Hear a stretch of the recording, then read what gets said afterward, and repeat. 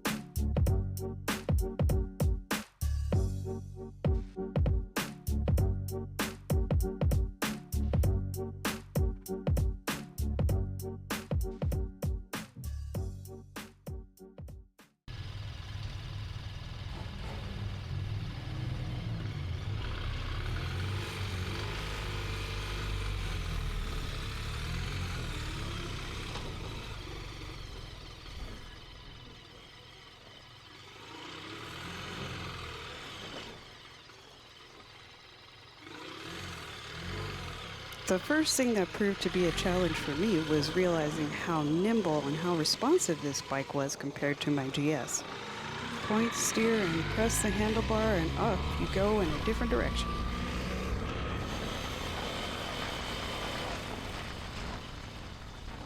In total, this was a 40-minute test ride through the city, off through some highway, and back on the freeway. So I got to test this motorcycle in a few different environments.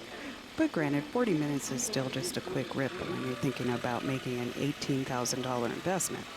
And that's just for the base model. And most BMW motorcycles, as you all know, aren't going to show up to the showroom floor in just base clothing. Now through this parking lot, I got to see how it handled bumps and lumps. And as you can see, it really didn't get too unsettled.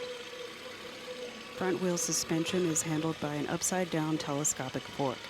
Rear suspension is handled by the usual BMW Motorrad Evo Paralever cast aluminum single-sided swing arm. Suspension travel is 5.5 inches for the front and 5.1 inches for the rear. You have 17-inch wheels propelling you forward, front and back.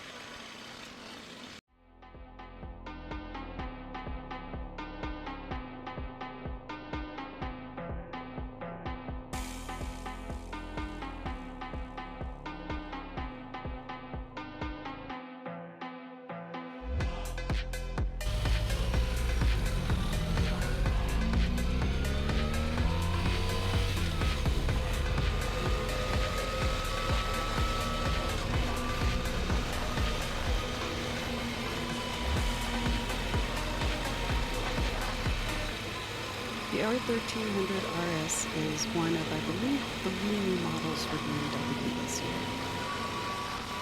You can have this motorcycle in any color you want as long as it's one of the 4 that's offered. Racing Blue Metallic, Option 719 package, which is the color that I'm riding, which is called Brooklyn Gray Metallic, Triple Black package, or the Performance package. The Performance package is similar to the Trophy colorway that you see on the GS, just in an RS package. If you're lucky enough to find a base model on the floor, what do you get for $18,000? Well, you get keyless ride, dynamic cruise control, USB-C charging socket, dynamic electronic suspension adjustment, and complimentary BMW Motorrad Ultimate Care break-in service. So you found some extra Clevelands and you want to spend them. Well, I'm just telling you, you shouldn't because of their collector value, but if you just can't hold on to them, you can get some optional equipment. That includes dynamic suspension adjustment, sport suspension, sport tires, DTC shift, mount for navigation device, riding assistant, and the electrified luggage system for those long distance treks. I don't know if you can see it here, but I kept struggling with shifting this bike into neutral. Eventually I got the hang of it, but I wasn't sure if it was my boots or just not knowing how to shift well, I know when to shift, but anyway, between the combination of the boots and being new to the bike, I would occasionally shift into neutral, which wasn't a whole lot of fun.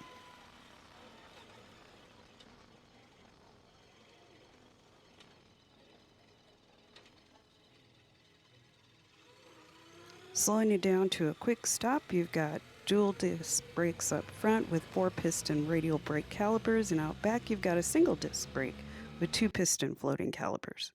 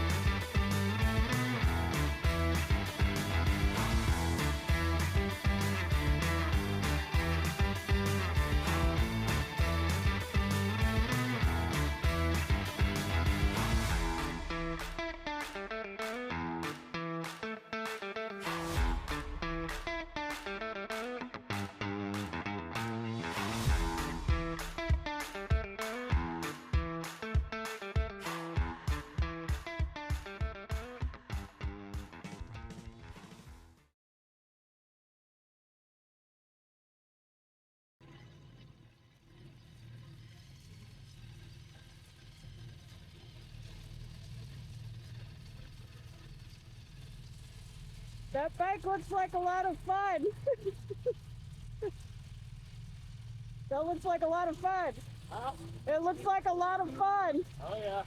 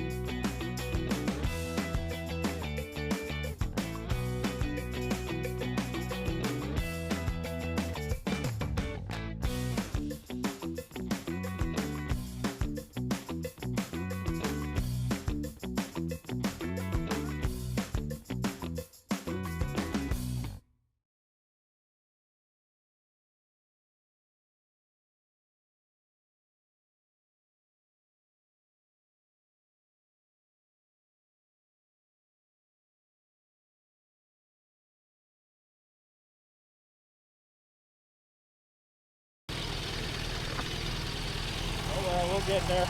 Exactly. Now we know where we are.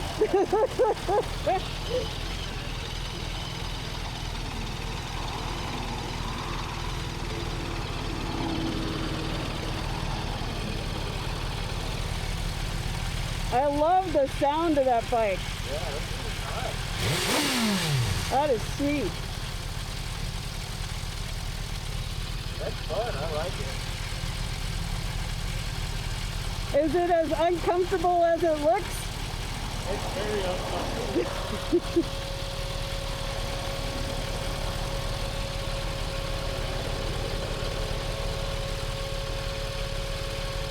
But you probably forget about it when you get up to speed. Right?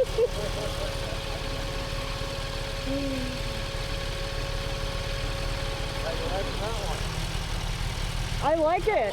Yeah, it's not as bad as I thought. I don't feel a lot of pressure here. Yeah. And it's got plenty of get up and go. Yeah.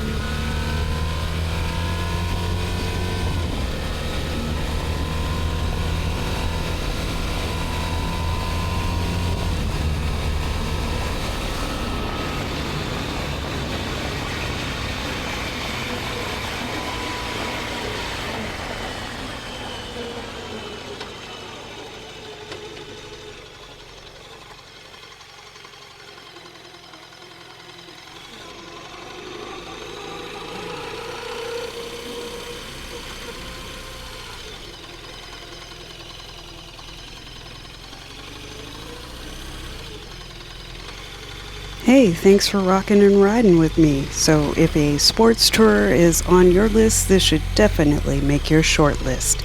It's comfortable, capable, and above all, loads of fun. Catch you on the next video, and thanks.